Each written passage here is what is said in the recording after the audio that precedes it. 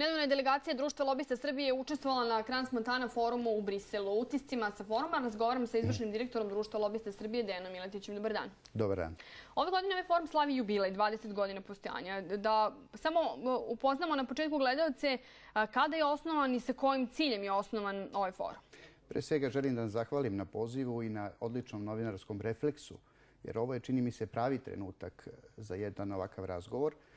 Crans Montana forum je osnovan 1989. godine i on je osnovan sa osnovnom idejom da postane mesto okupljanja evropske, svetske elite i da premosti sve one moguće formalne prepreke između ljudi koji su preuzeli odgovornost za budućnost svojih država.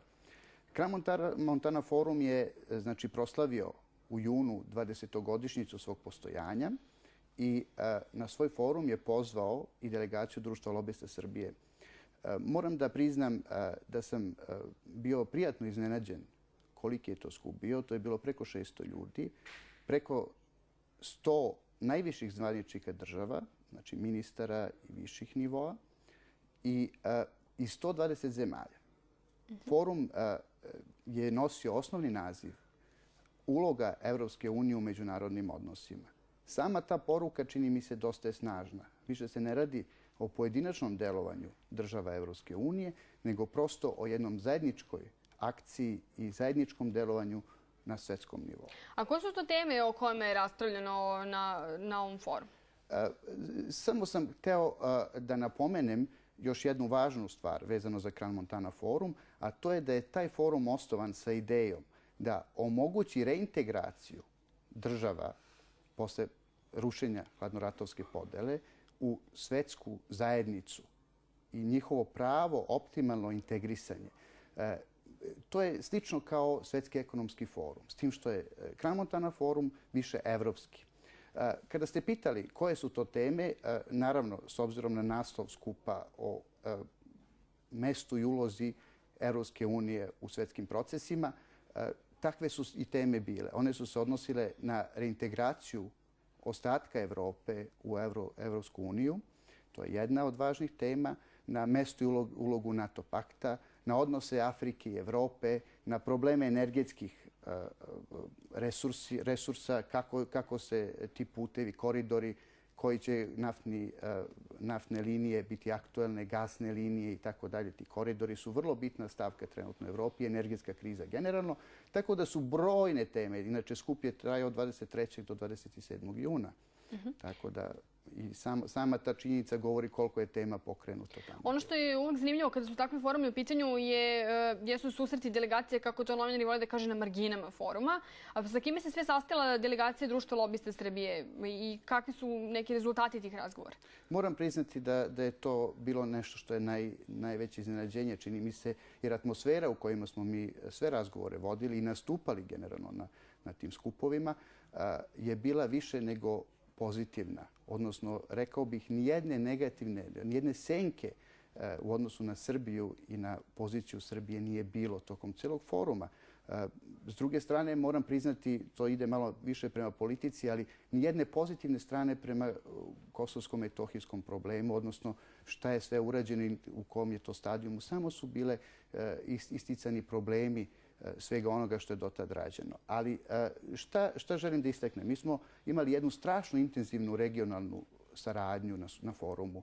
Od premijera aktuelnih bivših, predsjednik Rumunije u 2 mandata, gospodin Iliescu, premijer Bugarske, odnosno predsjednik Bugarske, gospodin Petar Stojanov, premijeri Rumunije Nastase Popescu,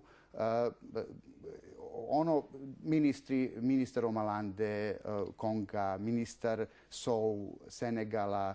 Govorim samo o ovim najistaknutim ličnostima koje smo sretali, ali neću dozvoliti sebi taj luksus da propustim da pomenem gospodina Žaka Baroa, s kojim smo imali potpredsjednika Evropske komisije, s kojim smo imali u više navrata susrete, čak smo i radni ručak imali sa njim. I poruke koje on poslao nama tokom tog foruma su više nego ohrabrujuće. Evropa čeka Srbiju i čuva mesto za nju i učinit će, koliko sam shvatio, i on čini sve, pre svega u ovom trenutku je najaktuelnije pitanje viznog režima, liberalizacije viznog režima, ali to je samo jedan od segmenata. I on je svestan, a i svi na forumu s kojima smo imali prilike da razgovaramo, a to su brojni članovi administracije Europske unije na najvišem nivou, su odlično razumeli da Srbiji je vizna liberalizacija samo početni stepenik i samo mali kamenčić u onome što treba uraditi u bliskoj budućnosti.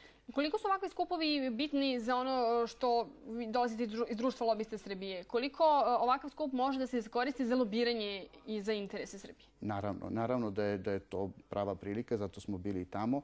Iako mi pretežno se bavimo ekonomskim aspektima lobiranja, ovo je jedan ekonomsko-politički skup na kome je zaista svi interesi Srbije su mogli da budu transparentno izloženi u neposrednom kontaktu sa najvišim državnicima i čini mi se da je atmosfera nikada bolja za jedne ozbiljne pregovore sa Europskom unijom, sa, ako hoćete, evroatlantskom zajednicom i međunarodnom zajednicom i čini mi se da naša pozicija trenutno otvara jednu širok spektar mogućnosti i aktivnosti kako bismo smanjili rizik investiranja naše zemlje, kako bismo objasnili i pokazali da je Srbija zaista spremna za nove pomake u ekonomskom smislu pre svega, ali i za integraciju u političkom smislu u Evropsku uniju. Mi nemamo mnogo vremena još, ali ono što bih voljela da pomenem je kada već pričamo o nekim uslovima koji bi trebalo da se stvore za dolazak investitora, ali i za priključivanje Srbije Evropskoj uniji, možda, kako smo čuli od vas, najave da mi sve te evropske zvaničnike vidimo naredne godine u Beogradu i da Crans-Montana forum bude organizovan u Beogradu. Koja je sad mogućnost? Prošlo je koliko, meseci po dana od kada ste bili u Briselu. Da li ide to nekim tokom kojim bi trebalo da bi sledeće godine ih imali sve u Beogradu? Zaista je važno pitanje i drago mi je da ste ga postavili. Da bi jedna zemlja u tranziciji, kao što je Srbija, ubrzala proces integracija u Evropsku uniju, ona mora da posjeduje strateškog partnera od jednih od najuticajnijih zemalja. Tu nema mnogo zemalja na koje bi tako nešto moglo se računati. Tu su Nemačka, Francuska, Britanija, koja je opet u neku ruku na margini evropskih integracija. Zašto to ističem? Zato što je, recimo, Francuska zaista pokazala i na ovom forumu i generalno otvorila neka vrata da bismo mogli da računamo na nju kao strateškog partnera koji bi nam otvarao određene kanale brže reintegracije. Zašto ovo spominjem? Zato što i Crans-Montana forum, koji, kako kaže gospodin ambasador Jean-Paul Carteron, inače osnivač Crans-Montana foruma, kaže ja sam čovek koji ima status ambasadora u Švajcarskoj, ali mi je srce, kaže, u Francuskoj. Govorimo o toj vezi o kojoj pominjem. Crans-Montana forum može da bude odlična oskočna daska za najavu naše kandidature i naše reintegracije u Europsku uniju, a u tom smislu je i najavljeno tako nešto od gospodina Jean-Paul Carterona. Mi smo imali razgovor sa njim i on je spreman da o svim aspektima organizovanja jednog takvog foruma u Srbiji razgovara i čak je poslao i pismo propratno koje potvrđuje te njegove namere. Mi se nadamo da ćemo imati sve te evropske zvaničnike sledeće godine u Beogradu. Na samom smo kraju ove emisije. Hvala vam što ste danas bili naš gost. Hvala i vama, vrlo je lepo bilo danas biti s vama. Hvala vama što ste bili uz poslovni dan. Mi se vidimo sutra u 15:55. Sutra će teme biti društveno odgovorno poslovanje.